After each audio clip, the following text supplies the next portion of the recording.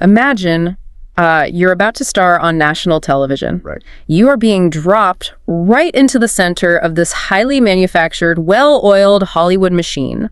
The lighting is perfect. The roses are perfectly trimmed. Everything is just timed down to the absolute second. Exactly. And the very first thing you do, literally right before the cameras start rolling, is completely ignore your celebrity dentist's strict orders. Oh boy. Yeah, you go to a place called Big Al's, you bite into a hamburger, and you just completely lose your front teeth. I mean, that single moment just shatters the entire illusion. It really does. You're taking a lifetime of these deeply ingrained everyday Midwest habits and just crashing them head on into an ecosystem that relies entirely on polished fantasy. Welcome to the Deep Dive. Today, we're immersing ourselves in Gerry Turner's 2025 memoir. Right. Golden Years, what I've learned from love, loss, and reality TV. That's the one. And we even have the book's foreword, which is written by his Midwest pickleball friends. Which is just incredible. They officially call themselves the P-Ball Gang of CLC. I love that. And honestly, that detail alone tells you so much about who this man is when the cameras are turned off. Yeah, he's deeply rooted in community, routine, and just, unpretentious Midwest life. So our mission for you today is to look completely past the edited, glossy narrative of the very first Golden Bachelor. We want to unpack the messy, entirely human reality of this. Because what actually happens when you try to find love in your 70s while living under a Hollywood microscope? It's chaotic. And before we can even begin to understand the baffling decisions Gerry makes on television, we have to establish his baseline. Right. We have to look at the 43-year foundation of his life, and crucially, the specific trauma that shattered it. Because when you read through the memoir, you realize that his past trauma secretly dictated his entire reality TV criteria. It completely drove the bus. So Gerry marries his high school sweetheart, Tony, when he's just 18 years old. Right. They're young, they're broke, and they are building from absolute scratch. He starts out cleaning bathrooms at a fast food joint called Mr. Quick. Mr. Quick, yeah. He grinds day in and day out, eventually working his way up to buying out the owners and running the franchise himself. He is the classic provider. He operates on logic and responsibility. And this really deep-seated belief that if you just work hard and plan carefully, you'll achieve safety and happiness. And for a long time, that formula actually works perfectly for them. It does. They raise 2 daughters, he retires, and they finally purchase their absolute dream retirement home. This gorgeous lake house in Indiana. But that lake house, which was supposed to be the victory lap, ends up being the site of a massive tragedy. Yeah. Just 1 month after closing on the property, Tony contracts a sudden aggressive bacterial infection. It invades her kidneys, and within weeks, she passes away. It's a devastating loss. But what happens next is where the psychological groundwork for his entire reality TV journey gets laid. Right. So after she dies, Gerry is cleaning out the bathroom in that new dream house. And he finds a hidden stash of type 2 diabetes medication. Tony had been diagnosed. She hid the diagnosis from everyone, and she'd completely ignored the medical treatment. Picture yourself in Gerry's shoes for a second. You're a man who built his entire existence on being the protector. The guy who plans for every single contingency. Exactly. So finding those hidden pills is a profound psychological blow. It creates this unbearable sense of guilt and powerlessness. He is just tortured by the what-ifs. And the human brain, when faced with that kind of uncontrollable trauma, desperately tries to reestablish control. Right. So for Gerry, this trauma births a rigid, non-negotiable dating role. His future partner must overtly, visibly value their health and fitness. Which completely explains his absolute obsession on the show with finding a quote-unquote pickleball player. Yes. It was never actually about the sport of pickleball. Wow. It was a trauma response. It was an anxiety-driven shield to guarantee he'd never be blindsided by a hidden health crisis again. He was screening out the trauma of losing Tony, but he has another shield too, right? His professional background. Yeah, during his retirement, Gerry became a civil court mediator. He spent his days de-escalating small claims cases, trying to keep everyone happy and avoiding conflict at all costs. Okay, let's unpack this for a second. Gerry is trying to use his professional mediator skills to navigate romantic grief. It's like trying to fix a broken heart with a wrench, exactly. He's treating his grief like a small claims dispute. And he falls right into the fixer trap. His mediator mentality is actually a highly effective defense mechanism. Right, to avoid processing his own emotions by constantly managing the feelings of everyone around him. Trying to be the guy who solves the puzzle and keeps the peace. He doesn't have to sit with his own profound loneliness. But taking a detached, conflict-avoidant fixer and dropping him into a reality TV environment. An environment explicitly designed by producers to manufacture emotional conflict. That is a recipe for a massive psychological crash. And the crash happens almost immediately because he genuinely believed he could logically manage this television dating process. Like a civil dispute. Right. But the sheer sensory overload of the production completely short-circuits his judgment. It is literally the equivalent of trying to drink from a Hollywood fire hose. Which brings us back to the physical reality of aging on television. Yeah. And that incredible teeth story. Yes. So he gets these temporary caps cemented back into his mouth after the burger incident at Big Al's. And the celebrity dentist gives him a strict warning. He says, do not drink cranberry juice. It will permanently stain these temporary caps. Now, Gerry's go-to comfortable drink of choice is a vodka cranberry. But to avoid having orange teeth on national television, he makes a practical pivot. He switches to drinking vodka with orange juice. But think about what the viewers actually see. The cameras capture a moment where a contestant named Teresa hands him a glass of orange juice for a morning toast. Instantly, this internet rumor goes completely viral, claiming that Gerry is a recovering alcoholic. Which he isn't. He just didn't want his fake teeth to turn purple. That minor incident perfectly illustrates the massive gap between his lived reality and the manufactured television narrative. Absolutely. But the sensory overload goes far beyond what he's drinking. Consider the date environments. Oh man, the dates. Gerry's ideal weekend, his true baseline, consisted of eating peanut butter and Ritz crackers on a small boat on the Mississippi River. Which, by the way, I am fully Team Ritz. That sounds like a perfect afternoon to me. Right. But compare that quiet afternoon to what the television production subjects him to. It's insane. On one date, he takes a helicopter ride over Los Angeles with a woman named Faith. Touching down on a 60-foot luxury yacht floating in the middle of the Pacific Ocean. And on another date, he and a woman named Leslie are riding ATVs through the high desert. Ripping at top speed around an abandoned church. Here's where it gets really interesting for me.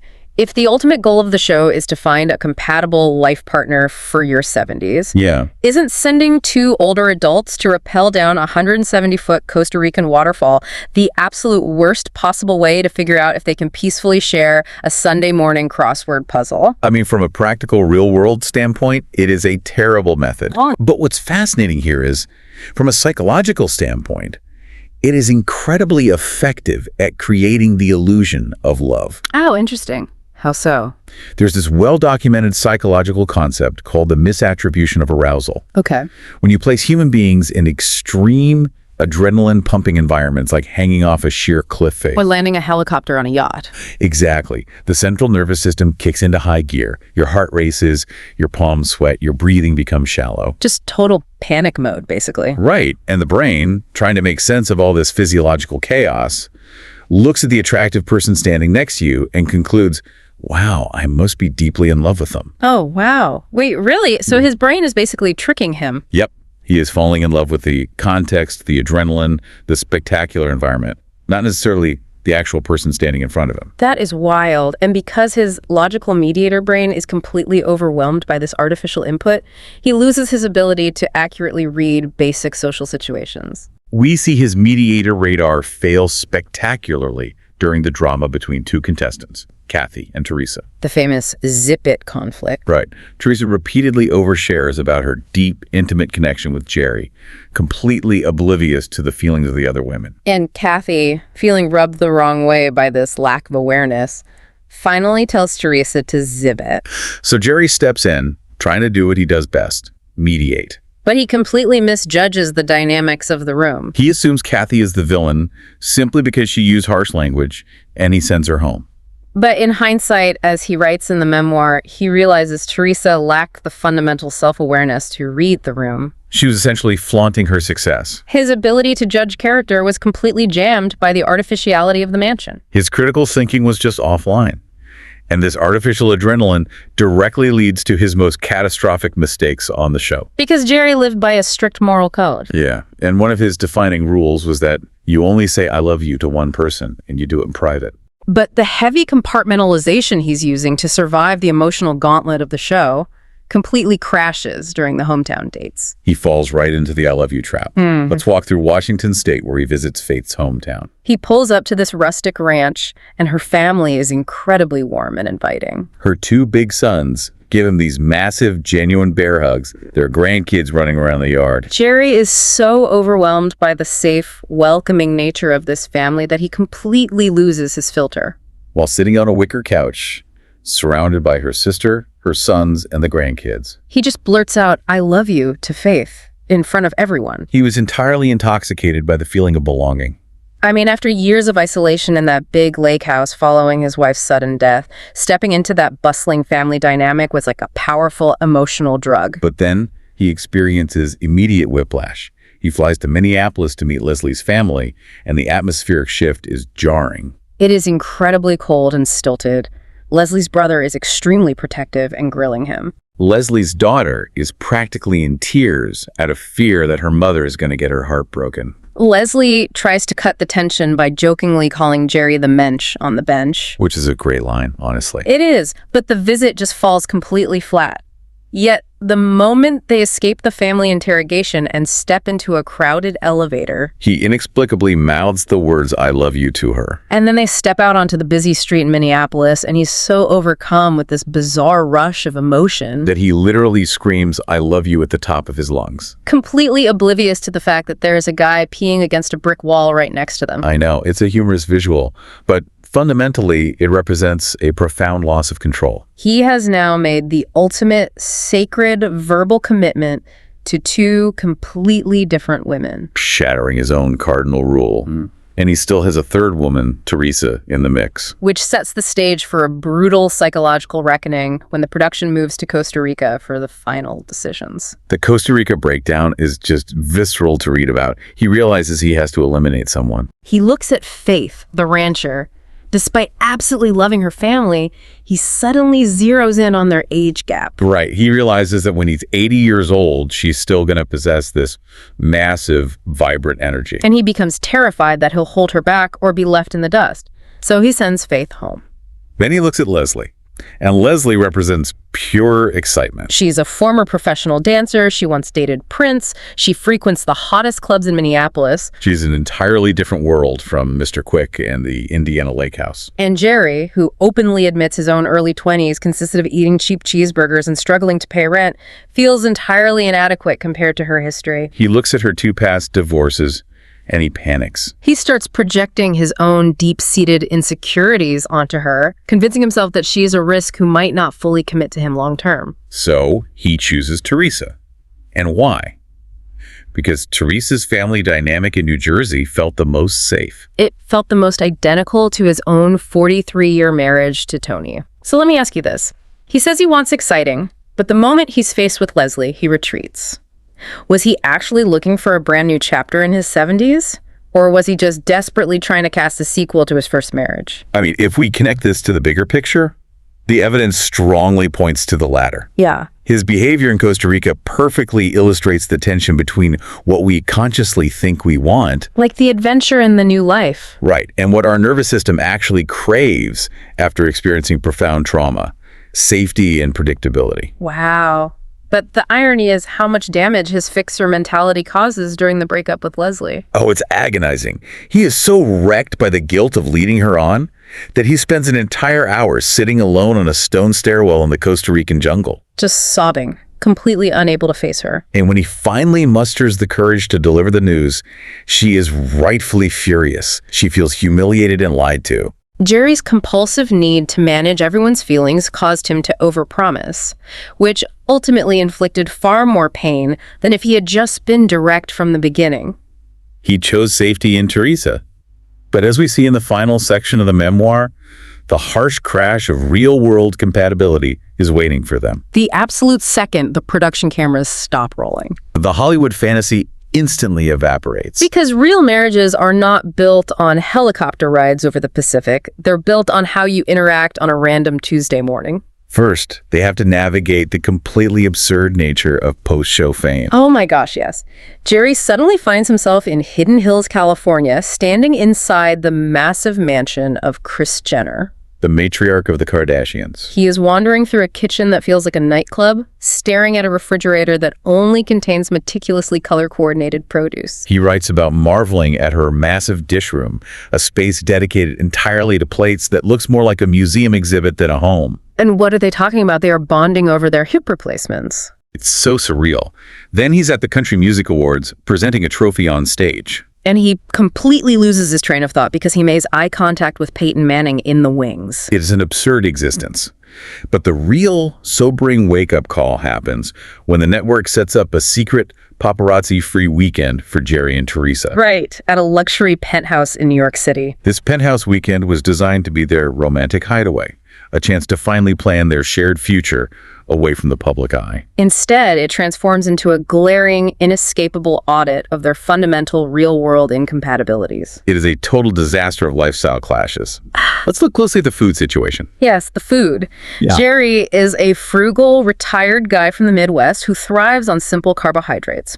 He wants a bagel in the morning. He wants a baked potato with dinner. So he opens the penthouse refrigerator, which Teresa had personally stocked for the weekend. And what does he find? Salmon, salad greens, and a dozen eggs. There is not a single carbohydrate in sight. Through their unrecorded conversations in that penthouse, the micro habits of their daily financial and domestic lives finally surface. Right, Gerry learns that Teresa doesn't really cook. Her routine involves eating restaurant takeout 4 or 5 nights a week. Furthermore, she walks to a local cafe every single morning to purchase a $12 smoothie. To Gerry, who built his entire life on extreme frugality, saving every extra penny from his fast food franchise so he could eventually buy that lake house. A daily $12 smoothie isn't just a beverage, it's practically a moral failing. Exactly. It represents a terrifyingly different philosophy on money and retirement. So what does this all mean? How do you survive the intense psychological gauntlet of a reality show? Navigating the trauma, the waterfalls, the public scrutiny. Only to have the entire relationship threatened by a $12 morning smoothie? Because the reality television mechanism is flawed at its absolute core. It actively filters for grand romantic gestures. Right. It tests your ability to share deep personal trauma while sitting in a hot tub. Or your ability to smile while riding an ATV through the desert. But it completely, systematically ignores the mundane micro-habits that actually sustain a domestic partnership over time. Like, how do you spend your discretionary income? What time do you naturally wake up? What do you expect to eat for breakfast? Gerry chose Teresa because her family dynamic felt like the safe emotional choice. But on a practical day-to-day level, their lives were completely misaligned. And that misalignment leads to the ultimate deal breaker. While filming the show, Teresa had strongly implied to Gerry that she was ready to quit her highly successful finance job for the quote-unquote right guy. Gerry built his entire vision of their impending future around that promise. He envisioned immediate travel, shared free time. Finally doing all the spontaneous things he never got the chance to do with his first wife. But inside that New York penthouse, the gravity of reality sets in. She confesses to him that she actually needs to continue working for at least another full year. Just to properly build up her retirement funds. That confession completely shatters his vision. I mean, when you are a 72-year-old man, a year is not just a brief pause. It is a massive, irreplaceable percentage of your remaining active life. Putting your dreams on hold for 12 months feels like an eternity. The choice he thought was safe turned out to have completely incompatible practical values, and the resentment begins to fester instantly. It serves as a stark reminder of the limits of human compartmentalization. You can put your real messy life into a neat little box for 38 days to play a romantic role on television. But eventually the cameras leave and you have to open that box. When Gerry and Teresa opened their respective boxes in that penthouse, they found entirely different lives. It's so true. You know, have you ever gone on a spectacular tropical vacation, met someone and thought, I could live like this forever? Oh, absolutely. You don't have to be starring on national television, handing out golden roses to fall into this exact trap. We all risk falling in love with the vacation version of a person. We get swept up in the adrenaline of a new romance, the exciting dinner dates, the deep late-night conversations where anything feels possible. And in doing so, we completely ignore the mundane, everyday lifestyle habits. The budget spreadsheets, the dietary preferences, the Tuesday morning routines. The things that actually dictate our long-term daily happiness. We try to fix a messy, incompatible reality with a mediator's wrench when maybe we just need to look at what's actually sitting in the refrigerator. Which leaves us with a critical puzzle to consider. Yeah. If a system like the Golden Bachelor forces a 72-year-old man to choose a lifelong partner while isolated in a tropical jungle. Completely cut off from the reality of bank accounts, grocery lists, and daily routines. Exactly. Is the show actually designed to foster enduring love? Or is it fundamentally engineered to ensure that the romance cannot possibly survive the collision with the real world?